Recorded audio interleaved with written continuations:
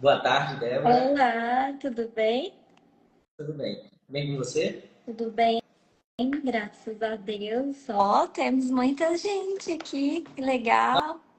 Normalmente na live do Instagram o pessoal vai entrando, vai saindo. O bom é que essa live, o objetivo dela é que fique gravada também, que a possa ter acesso depois, né? A algum conhecimento que a gente venha trazer aqui. E é muito importante o tema que a gente vai lidar hoje, né? Vamos falar sobre ansiedade. Então acho que o Brasil, né? Ansioso demais, a gente vai falar um pouquinho hoje. E eu acho que não tinha uma das melhores pessoas para trazer era você, né? A gente já trabalha junto, de avisar, né? Para quem não conhece. Eu trabalho na área da psiquiatria e a Débora ela é psicóloga aqui, trabalha junto comigo, né? Pode se apresentar um pouquinho, falar um pouquinho sobre você, seu trabalho. Eu me chamo Débora, eu sou psicóloga, né? Eu tenho especialização em socioeducação de famílias e casais. Eu e o Danilo estamos juntos aí no EMAESM, né? É uma equipe especializada em saúde mental no município de Itaberaí. Estamos juntos nos grupos. Esse mês de setembro a gente atuou muito, né, na linha de frente, fazendo palestras em escolas. E eu acho que foi muito construtivo. E a gente tem que fazer isso mais, né, Danilo? Eu acho que esse mês em específico a gente falou muito sobre a prevenção da vida, mas temos que levar isso para todos os meses do Exatamente. ano. Você vê quantos projetos a gente conseguiu fazer, né, esse mês. Teve divulgação de palestras na rádio, nas escolas, em empresas também a gente conseguiu fazer palestras. A gente conseguiu fazer um evento cultural onde teve muita música, poesia. Então, a gente sabia que a saúde mental não é só medicação, né? Não é só tratamento. Muitas vezes é Exatamente. prevenção. A gente tem um hobby, a gente tem uma atividade artística que a gente desempenha. Isso aí pode ser tratamento para ansiedade muito mais do que as medicações, né? Que a gente vai tomar. O que eu acho interessante é essa sua visão, Danilo, de médico, né? Que está atuante na psiquiatria. Eu acho que hoje essa visão da equipe multidisciplinar, da troca, do entendimento que não é só o medicamento. Às vezes a gente enfrenta essa dificuldade com os pacientes, né? Que ainda, eu acho que é algo que a gente já está rompendo, mas que ainda precisamos romper mais, de entender, por exemplo, principalmente para uma ansiedade elevada, os transtornos, tanto emocionais quanto psíquicos, é necessário uma mudança de hábitos, né? Não existe uma pílula mágica que eu vou tomar ali e de repente, pronto, eu tô ótimo, né? Estou ótimo. Se existisse, né, com certeza não ia ser a medicação que eu ia passar, porque nenhuma mudança assim automática, mágica, ela surte efeito a longo prazo.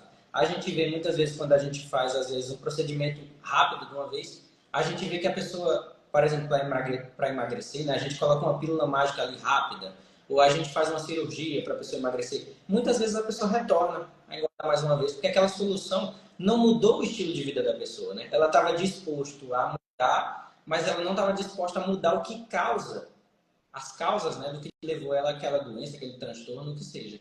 Então é muito mais importante, é importante medicar, claro que é. Às vezes a pessoa sem medicação ela não consegue nem pensar, não consegue raciocinar, não consegue dormir, ela não consegue nem sobreviver àquele momento. Mas uma vez que a gente estabiliza, é importantíssimo descobrir as causas, né? Por que está me levando a essas crises de ansiedade? Por que eu sou ansioso? São questões do passado? São questões não trabalhadas? Será que tem alguma coisa no meu contexto, no estilo de vida que eu estou levando, que está me levando à ansiedade? E assim, para a gente começar, eu queria mesmo que a gente fosse definindo, né? Primeiro, queria trazer um dado para todo mundo. O Brasil, eu sempre repito isso, eu acho muito interessante. O Brasil já foi o país mais alegre do mundo, hoje é o quinto país mais depressivo, mas a gente, de acordo com a OMS, a gente é o primeiro país, o país mais ansioso do mundo é o Brasil.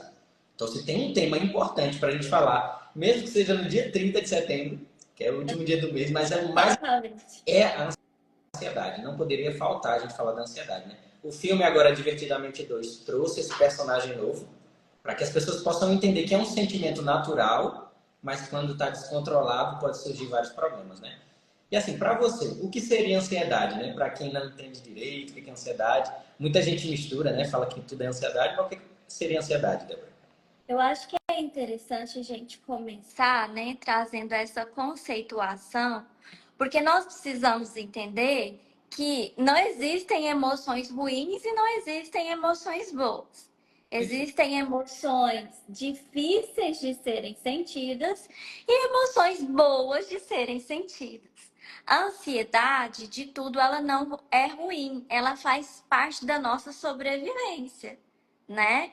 Então, a ansiedade é às vezes eu fico apreensivo, tensionado por algo que vai acontecer, mas que vai fazer com que eu me prepare para aquilo, tipo uma prova. Se eu estiver ansioso, de alguma forma, eu vou me preparar, eu vou estudar para aquela prova. O problema é quando a ansiedade ela começa a causar um sofrimento clinicamente significativo, tanto na vida profissional, social daquela pessoa. Quando ela começa a ter seus índices, né, Danilo, intensificados, mesmo depois daquela prova, aquela sensação de apreensão não passa.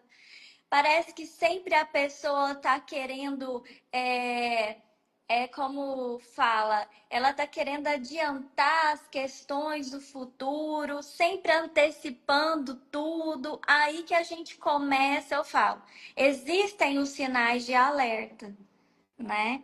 Mas a ansiedade faz parte das nossas emoções básicas e ela é fundamental para a nossa sobrevivência, Como você está falando, né? né? Principalmente, vamos pensar, antigamente, né, quando a gente precisava mesmo fugir, lutar, tinha um predador ali próximo, era importantíssimo esse sentimento de ansiedade, porque ele ativa uma parte cerebral, né, muito específica, que é a amígdala. Então ele vai atingir na amígdala cerebral, a gente tem a amígdala aqui na garganta, mas Já quero você.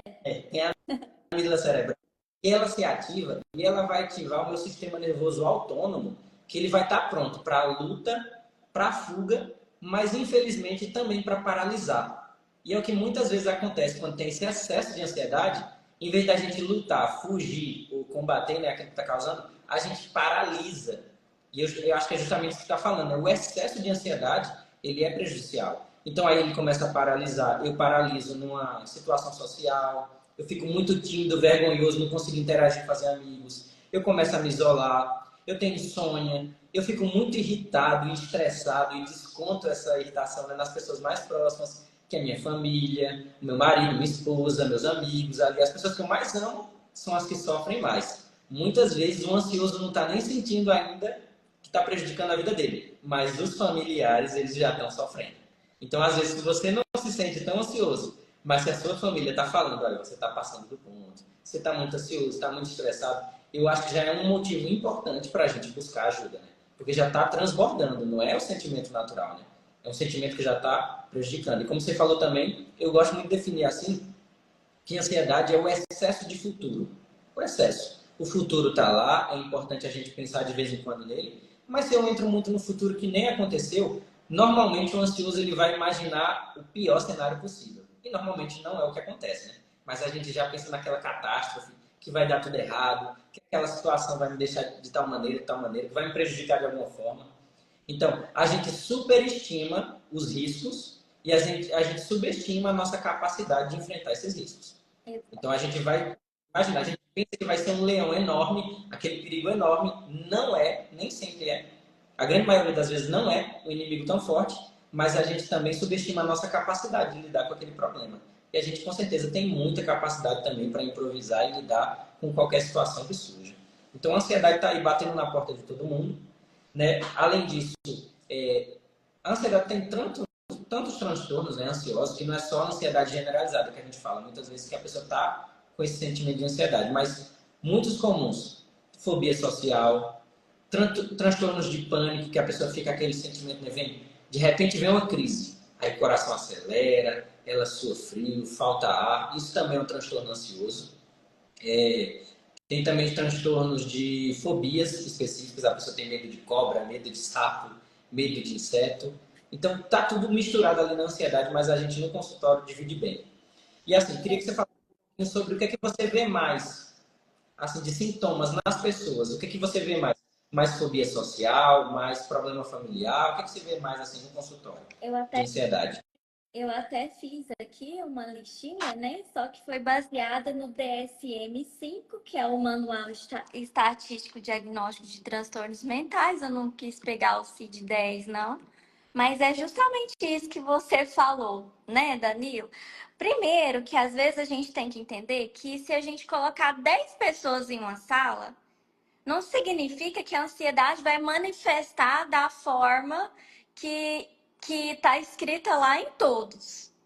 Em cada pessoa ela vai vir de uma forma diferente, ela vai manifestar de uma forma diferente. Muitos falam, ai, Débora, é como se estivesse apertando a minha cabeça, é como se o meu coração fosse sair do meu peito, né? Eu sinto um nó na garganta, eu não consigo parar de pensar. Eu falo que a ansiedade também, ô Danilo, é um vício em se preocupar. Às vezes, a pessoa não tem nada significativo ou aparente ali para se preocupar, mas ela fica buscando. Essa parte fisiológica que você falou, ela é muito importante e dentro da psicoterapia eu ensino, né? Eu gosto de trazer para o paciente porque ele precisa entender o que está acontecendo comigo, o que está acontecendo com o meu corpo. É só os meus pensamentos negativos, as minhas distorções cognitivas que está causando isso? Gente, é um conjunto. Nós somos uma máquina. Eu falo que o sistema nervoso autônomo, ele é muito genérico. Ele causa aquelas sensações, né? É igual você falou, um javali que vê, né, um leão ali que vai comer, automaticamente a amígdala sinaliza, opa, perigo, pom, pom, liga o sinal de alerta e como eu falo muito para as crianças, e automaticamente a sopinha neuroquímica começa a acontecer no cérebro, ativar algumas funções, desativar algumas outras, né, Danilo? E aquilo vai começando. Adrenalina, noradrenalina, o cortisol vai aumentando o batimento cardíaco do meu coração. De repente eu tô hiperventilando e o meu CO2 vai baixando, e aí eu fico. Tem paciente que fala muito, Débora, parece que me falta oxigênio. Por exemplo, dentro de uma crise do pânico, né? De um ataque de pânico. E acho que a gente vai entrar nessa parte do que fazer nesses momentos. Eu fiz um curso, Danilo, esse final de semana, de breathwork, sobre respiração. E aí lá o cara falava assim: será que Deus não nos, será que o Criador não nos deu um controle emocional para a gente acionar quando a gente está nesse sinal de alerta? Eu achei interessante, né? Porque a gente busca outros tipos de controle, mas talvez está aqui dentro de nós, só precisamos olhar.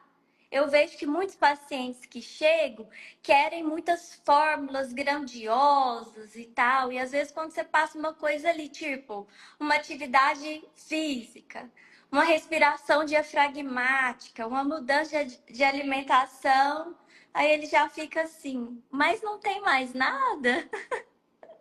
Ele quer o estalar de dedos, ele quer a mágica, ele quer a pílula mágica. Só que o básico é muito mais importante do que esses detalhes que a gente coloca. É claro que a medicação, a gente, numa crise grave, né? Porque, por exemplo, Com tem certeza. crises gravíssimas que a gente pensa. Tem muitos médicos no pronto-socorro, por exemplo, quando alguém chega com uma crise de ansiedade, ele vai falar, não é nada. Na verdade, não existe isso de não é nada, né? É tudo, é uma crise de ansiedade. E uma crise de ansiedade, existe, por exemplo, um transtorno cardíaco que se chama síndrome de Takotsubo, que é como se o coração, por uma questão emocional ali, ele vai romper o coração. A pessoa chega a ter um infarto ali real, mas de origem psicossomática. O que a gente sabe é que uma crise de ansiedade forte pode muitas vezes levar à morte, sim. Pode levar. Então a gente tem que levar com seriedade. Não é, não é nada, é só da cabeça. Como se não tivesse nada na cabeça. Na cabeça tem o cérebro, que é a coisa mais importante do nosso organismo. Então, se é só da cabeça, que importante que é só da cabeça, porque na cabeça tem tudo. Tudo que eu sou está na minha cabeça. Então, muitas vezes as pessoas negligenciam, é frescura, existe muito preconceito também, infelizmente, né? Porque a gente sabe que, por exemplo, uma crise de ansiedade, como a gente está falando, tem todos esses sintomas ativados pela amígdala, que na verdade são de uma origem para se proteger, né? O corpo está tentando se proteger. Então, por exemplo, por que que a gente fica tenso o ombro, tenso a nuca aqui? Porque a gente eleva muito o ombro, naturalmente. Mas eu elevo o ombro, teoricamente, para proteger minha jugular. Porque se tiver um leão aqui para atacar, eu protegi aqui da maneira que eu conseguir a minha jugular. Só que eu fico muito tenso na crise de ansiedade, porque eu estou tentando proteger uma coisa que não existe leão, né? A gente respira curto, respira rápido, fica com falta de ar, porque essa respiração também é proteção. Antigamente, para fugir de um animal, a pessoa tinha que ficar quietinho, respirando curto, não podia dar aquele respirada alta, não podia fazer muito barulho, né? Tinha essa respiração curta. Então, são mecanismos de defesa que a gente ativa que hoje em dia não tem muito sentido para o que a gente enfrenta no dia a dia, né? Já foi muito eficaz na nossa história, né? A gente se lembra que o humano tem muito tempo, né? Agora não, né? Só que a gente tem mais ferramentas, né? Às vezes, e a gente paralisa muito o nosso lobo frontal, que é a nossa racionalidade. Como manda muita energia e muito sangue para a parte da amígdala, o lobo frontal, que é a parte racional, não consegue racionalizar. Então, eu não consigo entender e racionalizar que aquilo ali vai passar, que aquilo ali é uma crise que eu posso me acalmar, eu posso rever aquele pensamento que deu origem, né? E você vê mais um sintoma, muita gente treme muito. A gente treme porque mandou muita energia para o músculo. Só que a gente não foge nem luta, né? Só que tem um excesso de energia, normalmente causa esses tremores. Então é muito explicado o que está acontecendo. É claro que tem origem, é uma coisa séria, importante. Precisa de um tratamento muitas vezes medicamentoso, mas esses exercícios de respiração, meditação, você tomar um banho no momento de uma crise, você fazer aquela respiração pausada, enquadrado, a gente inspirar, prestar atenção, né, na respiração ali, inspirar, segurar, expirar, a gente deitar no momento, ter alguém acolhedor do nosso lado, tudo isso, às vezes tem mais efeito do que a própria medicação. Porque não sei se você sabe, mas a grande maioria das pessoas que vão tomar medicação, ele toma um antialérgico no hospital. Eles injetam um antialérgico, muitas vezes. É a medicação de escolha, é uma prometazina. Só que essa prometazina, ela dá um efeitozinho sedativo leve, mas só às vezes o uso de uma medicação leve já resolveu. Só que o que resolveu foi a atenção médica, o cuidado que ele recebe ali, ele está num ambiente hospitalar, ele sente que pode sim ser cuidado, que não vai acontecer nada sério. Então tudo isso tem interferência numa crise de ansiedade, não só o remédio que foi passado ali, mas todo o contexto. Isso é tão importante, né, que você está falando, porque eu falo assim que o nosso cérebro, a função dele é nos proteger. Ou seja, ele vai criar, diante de uma situação, ele vai te mostrar todas as possibilidades que tem de dar errado. Mas é você quem vai contar para ele. Entendeu? Exemplo, quando eu passo perto de um cachorro, talvez venha um pensamento automático: esse cachorro vai te morder. Pra Aí é você. Essa é a função. É o instinto da sobrevivência. Agora, cabe à minha mente contar para o meu cérebro que não é bem assim. E aí é nesse ponto que a gente entra com tudo isso que você está falando, né? Com a psicoterapia, né? Com essas outras atividades que eu acho que compõem todo esse conjunto das respirações, né? Hoje a gente tem o mindfulness, temos acho que tem crescido muito os estudos nessa área. Uma abordagem que eu acho muito legal é a cognitiva comportamental. Ela tem mais de 500 pesquisas e evidências do quanto ela é eficaz, assim como a medicação. Então, primeiro passo, entender que é um tratamento conjunto. E hoje, Danilo, eu tenho recebido muitas crianças ansiosas, principalmente ansiedade de separação, o mutismo seletivo. Então, a gente vai entendendo, né, o quanto isso vai abrangendo e nenhum de nós estamos imunes a, em nenhum momento da nossa vida, ter ansiedade elevada. Claro, você falou aí um ponto, né, das crianças. Assim, tem vários fatores que eu vejo que eu acho que estão predisponendo a aumentar o índice de criança ansiosa. Sempre existiu, né? Muitas vezes foi negligenciado durante a história inteira. A criança sempre teve ansiedade, mas hoje em dia eu vejo que O sedentarismo é uma causa enorme, porque as crianças hoje passam normalmente o dia inteiro no celular, porque o celular ele é um abraço em todos os pontos. Ali eu consigo me comunicar com um amigo que está longe, eu consigo pesquisar uma dúvida, mas eu consigo ter todo o jogo do mundo que eu quiser, eu consigo baixar no celular. Então eu passo muito tempo ali nas redes sociais, né? Além do TikTok, que dá aquela sensação de dopamina para fugir do tédio. Então tem muito gatilho que o celular desperta, né? É uma ferramenta, claro, não quer dizer nem que é boa ou é ruim.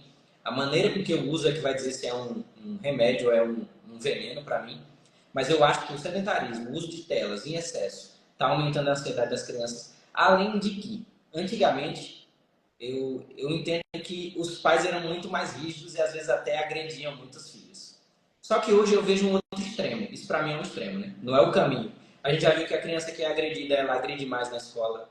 Ela entende que a pessoa que mais ama e protege ela também é um agressor, então é muito mais fácil o marido ou a mulher apanhar do esposo e da esposa e entender isso como normal, porque ele apanhou do pai e da mãe, que era a figura de maior amor da vida dele. Então, a gente sabe que isso não é caminho, que bater, ensinar o filho batendo não é caminho, não vai, só vai piorar e agravar os sintomas. Mas existe um outro extremo. Tem pais hoje que só quer, como apanharam muito, só quer abraçar, amar, beijar e não consegue dizer não pro filho. Não consegue tirar o celular. Muitos pais sentam aqui no consultório e falam: ah, esse menino usa o celular o dia inteiro e eu não tenho o que fazer. Mas como é que você não tem o que fazer, né? A criança não comprou o celular, a criança não tem dinheiro nem para carregar esse celular na energia. Não parte da criança, né? Parte do adulto. A criança não é capaz de determinar o que é bom ou o que é ruim para ela. Se a criança for escolher o que ela quer comer, ela só vai comer doce, só vai comer biscoito, só vai comer sorvete. Ela nunca vai escolher uma fruta ou uma verdura. Cabe ao adulto que tem capacidade cognitiva para falar: olha, esse é o melhor para você, e determinar. Então, os adultos muitas vezes não estão impondo mais limites na criação ali. Aí surge uma criança assim, super protegida, muitas vezes, que não sabe lidar com situações difíceis. É claro que tem os traumas, tem os transtornos. Eu estou falando que muitas vezes a gente parte de um extremo e vai para outro extremo. E sempre o equilíbrio, né, que tem que ter importância. A gente tem que ter correção, tem que ter cuidado aos sentimentos, né? Justificar o sentimento da criança, entender que ela está triste, é normal estar triste também, é normal sentir tédio, é normal sentir ansiedade, mas a gente não parte nem para um lado de agressão, mas também nem de, vou só amar meu filho, abraçar e não vou fazer nada, né? Muito interessante essa questão da própria psicoeducação emocional, né? E a gente tem tentado levar para os pais, para as famílias, essa ideia, né? Do limite, a ideia é como você disse, eu acho que hoje as telas têm sido um disparador de ansiedade, tanto em crianças quanto em adultos, né? É aquela coisa. É quando inventou o automóvel, né? É como se tivesse inventado um automóvel sem cinto de segurança. A gente precisa ter o cinto de segurança nas telas também. Gente, eu fico pensando como passa rápido o tempo quando você está ali rolando, né? Rolando vídeos. E hoje, Danilo, as crianças já sabem, né? Muito novas, entrar no telefone, já sabem colocar o vídeo, né? A gente fica até impressionado com isso. O bebezinho Já já vai. vai, né? O meu sobrinho mesmo, ele tem 3 anos e ele sabe dizer que vídeo ele quer assistir e tem que ser o vídeo que ele escolheu. Ele não aceita você pegar lá, colocar aquele vídeo para ele. Então, a gente, como você falou, tem recebido muito isso no consultório. Também temos recebido muito esse quadro que você falou da síndrome do pânico, né? Onde as crises vêm de forma persistente e contínua, onde a pessoa entra num ciclo mesmo de medo de ter a crise, tem a crise, né? E assim, é um sofrimento psíquico muito evidente e que a gente, como profissional, também sensibiliza com os Exato. nossos pacientes. Interessante que você falou, porque para outro nome para ansiedade, porque muitas vezes a ansiedade fica subjetiva para as pessoas, né? Isso. Seria então, o medo é o outro lado da moeda ali da ansiedade. Se você quer pensar o que é ansiedade, e a gente confunde muito com hiperatividade. A pessoa muito acelerada, a gente diz: essa pessoa é ansiosa. Ansiosa. Ela é muito hiperativa. Pode ter um quadro de ansiedade também. Mas a ansiedade é uma velhinha no trânsito com o carro aqui paralisada, com medo. na verdade ela vai muito lento, porque ela tem medo, ela está paralisada. A ansiedade é uma coisa que nos paralisa, que nos dá medo, né? Então a pessoa fica com aquele medo do futuro, aquele receio. Os pensamentos sempre são catastróficos, né? Como a gente está falando. Nossa, como é que vai ser a prova? Mas eu não estudei tanto e vai cair justamente aquilo que eu não estudei. Fica aquele pensamento sempre, quase como atraindo, né, a negatividade ali para aquele momento. E muitas vezes a gente vai fazer a prova e não aconteceu nada. E muitas vezes eu tenho que falar aqui com os adolescentes, com os pais principalmente, que infelizmente perder um ano não vai ser a catástrofe na nossa vida. É uma coisa ruim, não é positivo, não é negativo. Mas não é o desastre da vida. E a gente fica se cobrando tanto assim de ser perfeito, de não se eu não tirar um 10 nessa prova. Porque imagina, com as redes sociais hoje, a cobrança está 1 milhão a mais. Antigamente era cobrado por ser um bom aluno, ali com os colegas da turma, né? Hoje a gente compete com o mundo inteiro.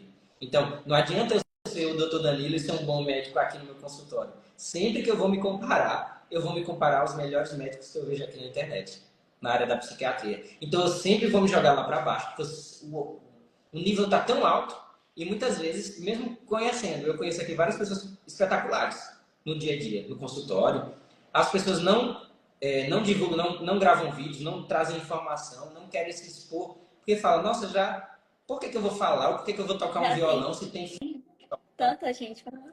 já tem tanta gente fazendo e tanta gente melhor e na verdade está paralisando as pessoas. Os adolescentes hoje é difícil sonhar, estão muito presos nessa sensação, essa ansiedade está paralisando.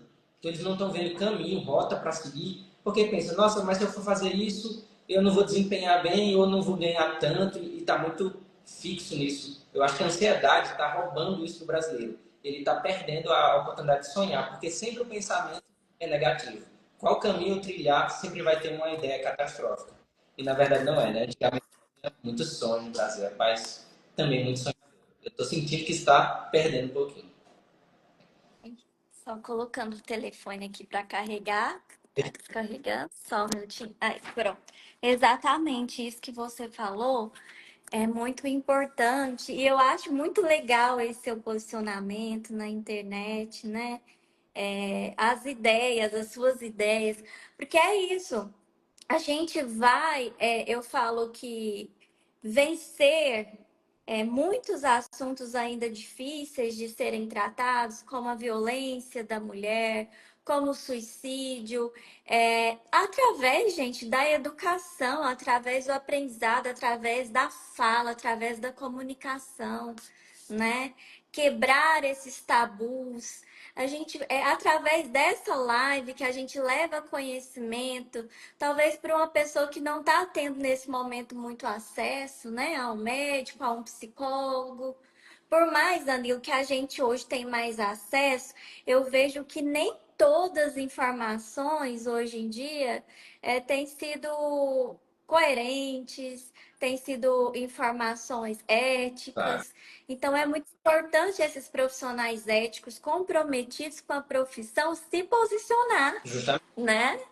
exatamente o que você falou, né? Se a gente está se calando por medo, por receio de alguma coisa, né? Na verdade, quanto mais voz positiva tem, melhor. Mais informação boa as pessoas têm. Tem muita fake news. É claro que a fake news é muito mais fácil divulgar uma fake news, né? Já é o que a pessoa está esperando ali. Porque sempre é uma informação ruim, catastrófica, alguma coisa também. Ou um segredo mágico, né? É isso que as pessoas querem. Por isso que o nosso grito tem que ser maior. A gente tem que estar falando todo dia. Eu gosto demais de postar. As pessoas que me acompanham aqui na minha rede social sabem. Eu tento fazer todo dia uma postagem. E eu acho incrível como vem professor de outras áreas. Por exemplo, eu faço uma postagem simples ali, para mim é uma informação simples, mas vem professor de outra área, porque ele não está pensando naquilo. E ele vem ali, posta, comenta, ele curte, nossa, aprendi uma coisa. E bacana, e a gente está sempre pronto a aprender. Você já sabe de muita coisa na sua área, de outras áreas talvez você não sabe tanto. Então, por exemplo, muitos médicos, como eu estou te falando, lidam com a ansiedade todo dia, mas não vão nem enxergar a ansiedade, porque não é a área dele. E querendo ou não, hoje eu acho que todo mundo tem que ser um pouquinho especialista em ansiedade. O professor na escola, o psicólogo, o médico, a pessoa que corta cabelo, o cabeleireiro, todos eles lidam ali com o paciente. E as pessoas se abrem, né, nesse momento. O momento que está ali no táxi, no Uber, o momento que ele está no cabeleireiro cortando cabelo, o momento que ele está fazendo a unha. Esses momentos, as pessoas às vezes elas estão prontas ali a falar. É o momento que a pessoa fala. Então a gente tem que saber acolher alguém que vai falar. Só queria que você desse algumas dicas práticas para a pessoa que está com ansiedade, que tem fobia social, ou que ela tem crises, né, de ataques de pânico, essa crise de ansiedade paroxística que a gente chama hoje, que vem rápido, vai rápido. O que é que ela deveria fazer no momento de uma crise ou nesse momento de ansiedade? Qual que é a dica que você dá? Olha, eu sempre, como como você pontuou na sua fala, que hoje a gente não pode ficar só na nossa área de atuação, não. Por exemplo, para eu estudar sobre ansiedade, eu tenho que ir para fisiologia, para neuroquímica, tenho que entender um pouco dos medicamentos, tenho que entender do pessoal lá que está fazendo as respirações, da atividade física. Eu acho que isso é interessante para todos os profissionais, né? Exato. Isso da área. Igual a gente está fazendo essa troca aqui. Hoje, o que eu tenho, que eu vi que com a pandemia ficou mais fácil essa comunicação, essa troca, essa aproximação também mais por meio das redes sociais.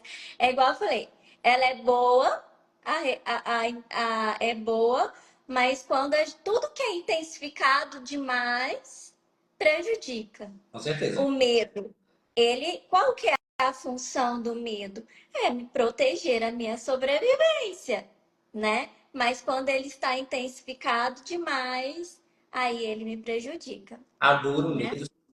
Se a gente não sentir. Já pensou? Se eu não sentir a dor quando eu encosto na panela, eu vou me queimar, vai embora o bracinho do Danilo, já vai embora. Exatamente. A gente tem esse reflexo de retirada também. Sentimentos ruins fazem parte. A gente só sabe que é alegria porque a gente também sente tristeza. Senão eu não saberia nem o que é alegria. Para mim é ser uma monótona na vida, né? Então faz parte também. Assim, quais dicas você tem que você dá no seu consultório para as pessoas que têm ansiedade, por exemplo?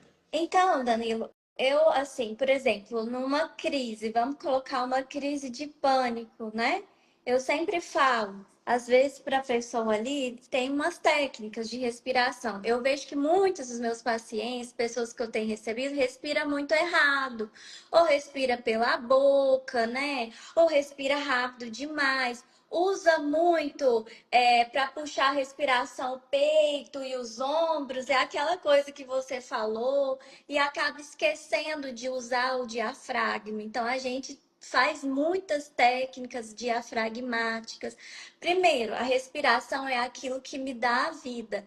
Quem sabe ela não pode ser um controle de regulação emocional, porque a minha respiração, ela pode ser o acelerador, mas ela também pode ser o freio, que a gente traz o freio como parasimpático e o acelerador como simpático, né? Então, olha, eu sempre falo, por exemplo, nessa crise de pânico, onde a pessoa começa a hiperventilar, a gente usa técnicas para construir o CO2 na corrente sanguínea, porque o paciente acha que ele está sem oxigênio, mas é o contrário, ele está com oxigênio em excesso.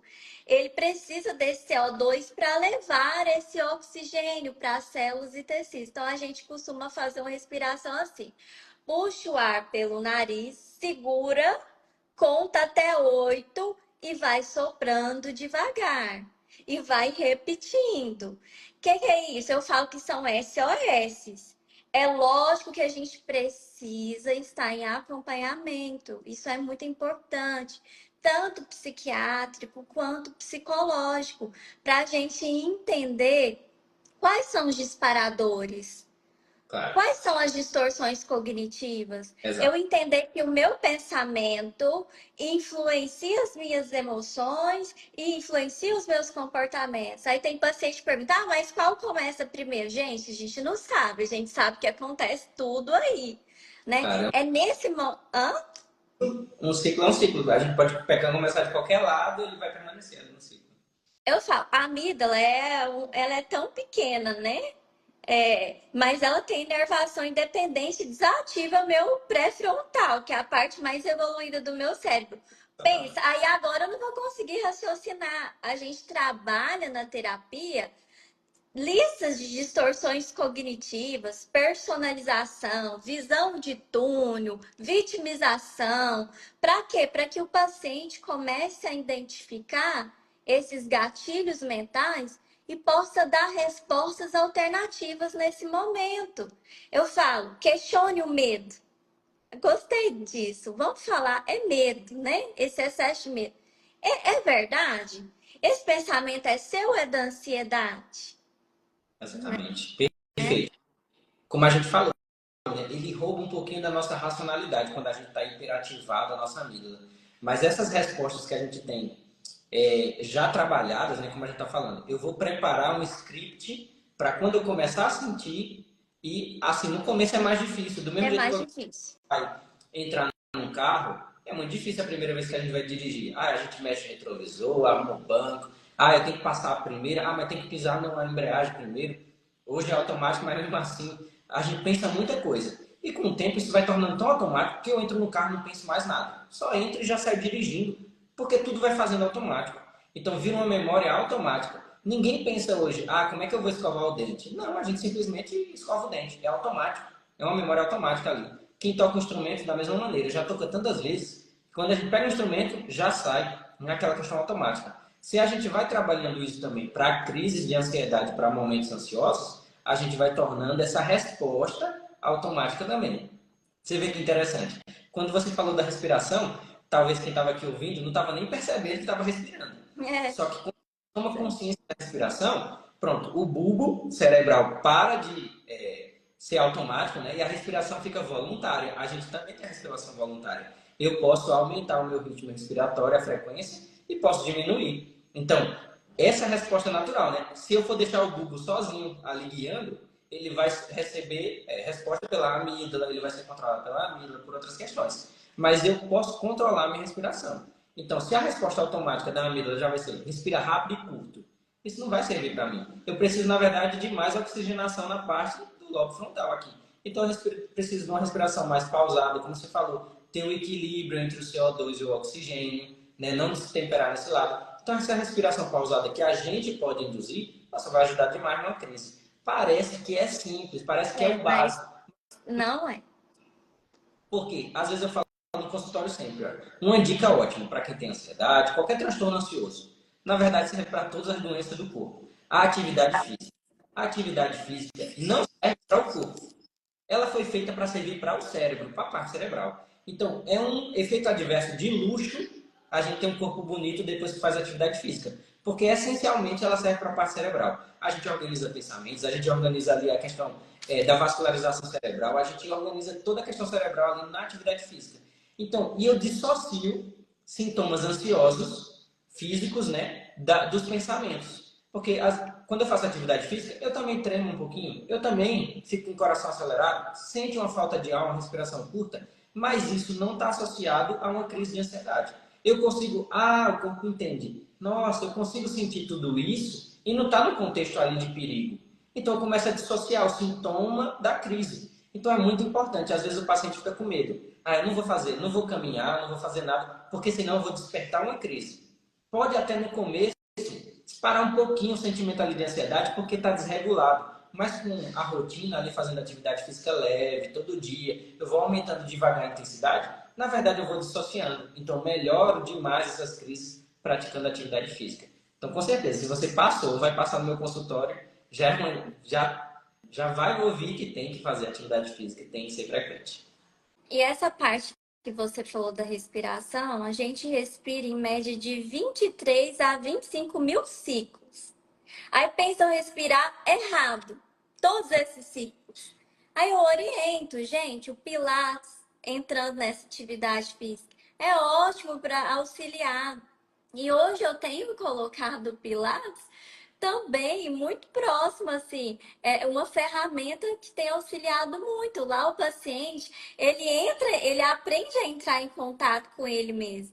Eu mesmo, que sou acostumado com musculação, quando eu vou pro Pilates, eu falo, epa, que é uma outra coisa, É né? outro exercício. A pessoa pode É ter o o maromba que for. Se for pilates, ele vai tremer igual vara verde ali, com certeza. Porque lá você precisa ter consciência corporal da sua respiração, né? Hoje a gente tem as técnicas de meditação. Gente, tem meditação guiada no YouTube. Você pode colocar. Se te falar, isso não funciona, tenta uma vez. Se Na verdade, põe nessa experiência de tentar, né? Sim, é porque assim, no contexto que a gente vive hoje, muitas pessoas são muito religiosas. Aí não vão ter tanto hábito da meditação. Mas quando a gente passa um tempo ali em oração, vamos pensar assim, com o nosso ser divino também, que a gente está ali pensando, trabalhando nossos pensamentos naquele momento, reordenando, a gente está no processo também de meditação ali, porque a gente está guiando, né? Está guiando alguns pensamentos ali, levantando questões, trabalhando. Então é bom também a parte da oração, daquele momento que você fica ali, desconecta, né, um pouquinho dessa realidade, se conecta ali com algo superior. É muito bom. Se a gente parar para pensar, tem, em média, né, tem 80 mil pensamentos por dia, vem na nossa mente. Tanto pensamento que vem. Uma pessoa ansiosa e está ali, né, às vezes ela vai ter até mais pensamento. E chega muito essa consulta, essa crítica no consultório que vem muito pensamento e a pessoa não consegue se livrar dos pensamentos, porque é aquele pensamento ruminativo que vem e volta e ela não consegue, né, afastar esse pensamento. Eu gostei muito, até no nosso grupo, né, que a gente tem aqui um grupo de psicoterapia com os pacientes, uma das pacientes ela falou assim, né, trouxe a ilustração, eu gostei demais, que a gente não pode impedir que um pássaro voe sobre a nossa cabeça, não é da nossa competência, mas a gente pode impedir que ele faça um ninho. Então, assim, existem estratégias para a gente criar que ele não crie um ninho, para que os passarinhos não criem um ninho. Que ele voe sobre a nossa cabeça, infelizmente a gente não tem esse poder, né? Então, que o pensamento de vez em quando vem, esse pensamento negativo, esse pensamento catastrófico, essa ideia ruim que vem de vez em quando na gente, a gente não pode impedir muito que elas venham. A gente tem trabalho, né, que diminui a quantidade, mas de vez em quando vai aparecer um. Mas que ele repouse sobre a nossa cabeça e ali cria um ninho, né? E esse pensamento vai gerando um sentimento, que gera depois um comportamento em mim, aí isso eu posso ir cortando essa cadeia, essa sequência de eventos, né? Como a gente está falando, com atividade física, com medicação, com exercícios de respiração, com meditação, orações também, e com esse fortalecimento dos pensamentos positivos. Para isso tem que estar os profissionais, né, ajudando, também reforçando. Um amigo também pode ajudar a reforçar demais. E como você falou, né, questionar. O pensamento vem, mas eu não questiono. Nossa, vem sempre uma ideia ruim. Como eu estava. Pode vir, por exemplo, nossa, eu sou um pai ruim, eu sou um profissional ruim. Mas, poxa, uma dica que a gente pode fazer é escrever num papel. Escreva esse pensamento num papel, né? Torne ele mais real. Então você escreve, nossa, eu sou um pai ruim. Escrever lá no papel. Aí eu vou questionar, nossa, mas será que eu sou? Porque já não vem de mim, agora está vindo do papel para mim. Outra coisa é dentro da minha mente aqui, se trabalhando. Outra coisa é eu lendo aqui. Não, mas tem esse ponto que eu faço positivo. Aí eu vou começar a questionar, porque uma vez que eu coloco no papel, automaticamente o cérebro vai questionar, porque a gente é muito bom para julgar. A gente julga tudo. Quando está no nosso pensamento, a gente é péssimo para julgar. A gente não julga o pensamento aqui na cabeça. Mas as coisas palpáveis do dia a dia, a gente julga. Todo mundo e a todos. Então traga isso para a realidade. Escreva no papel esse pensamento que está te incomodando tanto. E aí você vai conseguir questionar mais facilmente ele. Essa é uma ótima opção, né? Uma ótima técnica também. Eu gostei do que você falou. A gente, é, muitos pacientes falam, né? O ato de meditar é eu parar para prestar atenção ali numa música, né?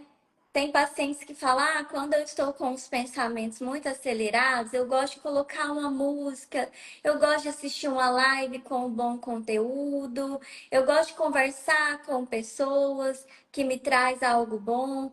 E voltando nisso da respiração, estava vendo uma pesquisa, né? Eles falam o seguinte, Danilo, que juntamente com respiração, quando você emite sons, por exemplo, o som do alívio, você libera o óxido nítrico, que ele é produzido na cavidade nasal, que é um anti-inflamatório, antibacteriano. E aí, olha só, o poder que está nessas pequenas ações de já gerar quimicamente em mim sensações boas, né? Uma sensação de alívio, um anti-inflamatório natural. Às vezes os pacientes começam a rir quando a gente vai fazer respiração, ficam sem graça, mas eu falo, ó, você já sabe fazer, agora é sua tarefa de casa, né? E uma outra coisa que você falou, que eu tenho visto que é muito importante, principalmente, e que os pacientes às vezes têm um pouco de dificuldade, é da exposição. E essa exposição a gente faz na terapia. Porque todas as vezes que eu evito situações Igual você, eu deixo de fazer. Ah, vou deixar de fazer a caminhada porque eu acho que vai acionar uma crise em mim lá. Eu estou aumentando, eu estou dando mais comida para o meu monstrinho ali. Ele vai ficando maior. Todas as vezes que eu vou enfrentando, lógico, tem situações que é extremamente difíceis, sim, mas temos nós que é profissionais, né, para estar ali auxiliando. Um recurso que eu tenho visto muito dentro de consultório, porque eu sempre trabalho nessa visão biopsicossócio e também espiritual. Os pacientes que têm uma religião, que acredita em algo, eles tendem a melhorar mais rápido. E Exatamente. eu vi pesquisas também relacionadas a isso.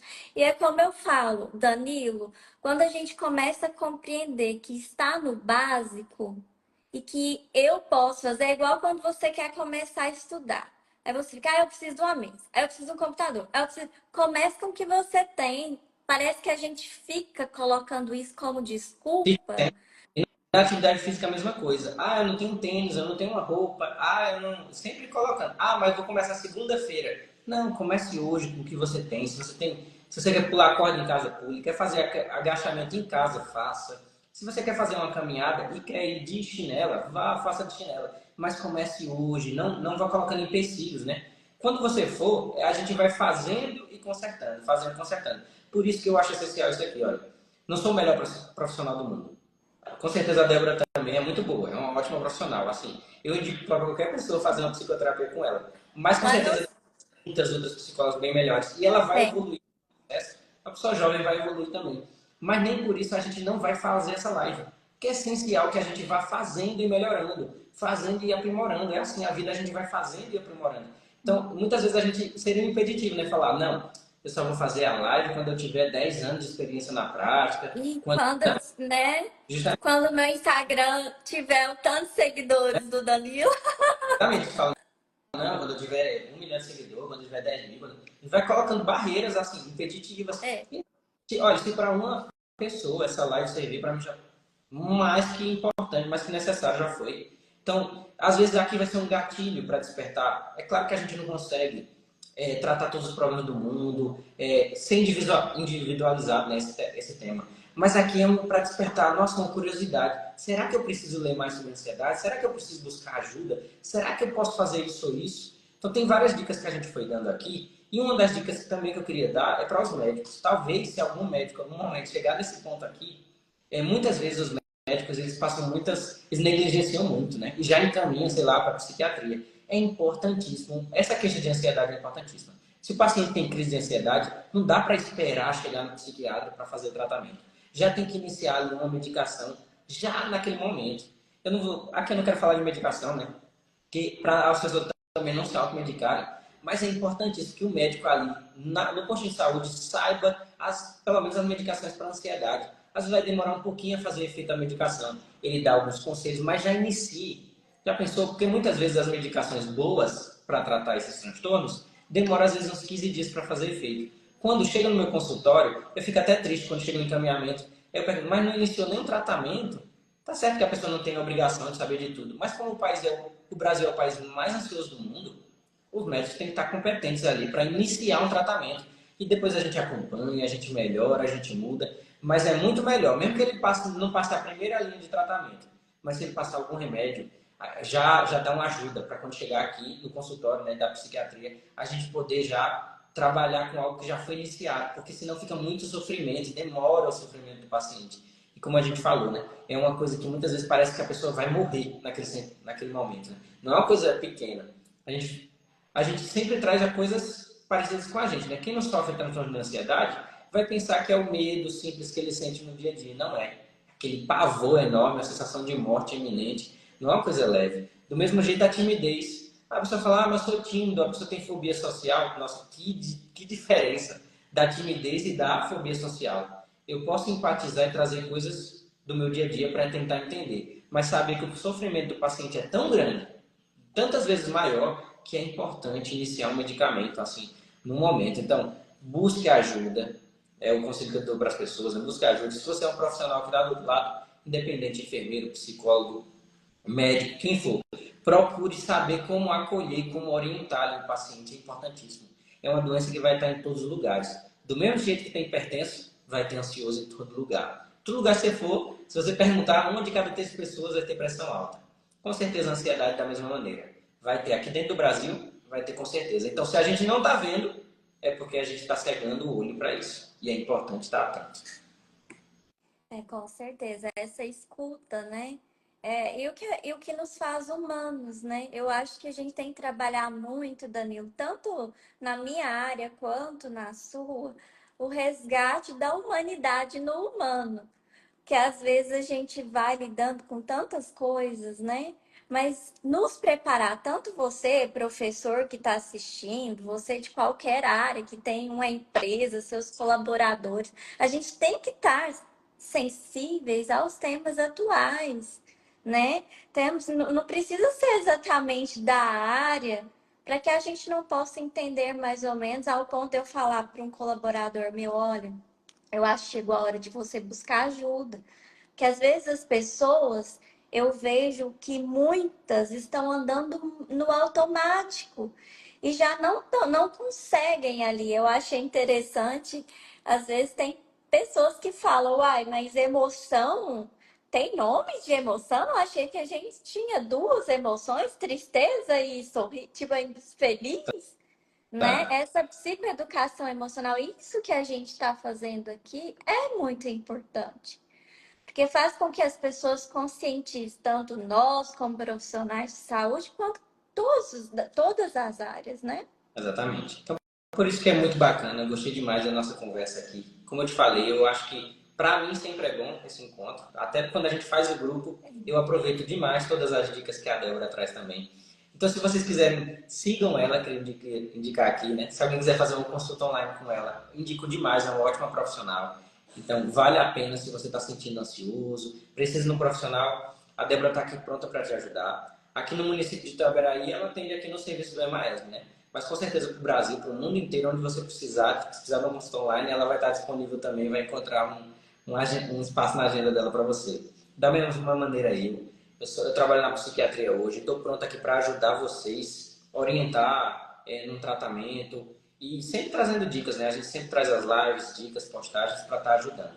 Espero que essa live tenha ajudado pelo menos 1% a vida de cada um aqui e eu já vou ficar feliz demais. E nessa mesma pegada, com certeza vão vir novas lives, né? Mais orientação. Com certeza é uma pessoa que traz conhecimento para mim, imagina para quem está assistindo. Essa live vai ficar salva e com certeza vão vir mais, né? Janeiro Branco agora está vindo e a gente já bola esse projeto, dependendo da demanda das pessoas, para a gente estar sempre trazendo informações sobre doenças mentais que a gente precisa falar. Além do preconceito que a gente já tem, né?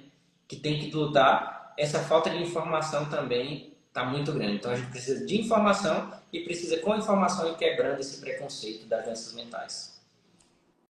Eu quero agradecer também, viu, Danila, a oportunidade de estar aqui com você. É uma honra. Agradecer a Deus, a você, todas as pessoas que estão aí nos assistindo e que vai nos assistir. Eu admiro muito você como profissional, inclusive a gente trabalha junto também. Eu sempre falo, a gente precisa desses profissionais, desses médicos com essa visão, que queira discutir caso, que queira conversar. É essa opinião, né? Essa troca que eu faço que faz com que os nossos pacientes se desenvolvam e a gente automaticamente se desenvolve conjuntamente. Com certeza. Grata e nos encontraremos mais vezes. Se Deus quiser. Foi um prazer, tá? Então vamos estar salvo aqui a live para quem quiser desfrutar. Muito Certo. obrigado por tudo. Tchau, tchau.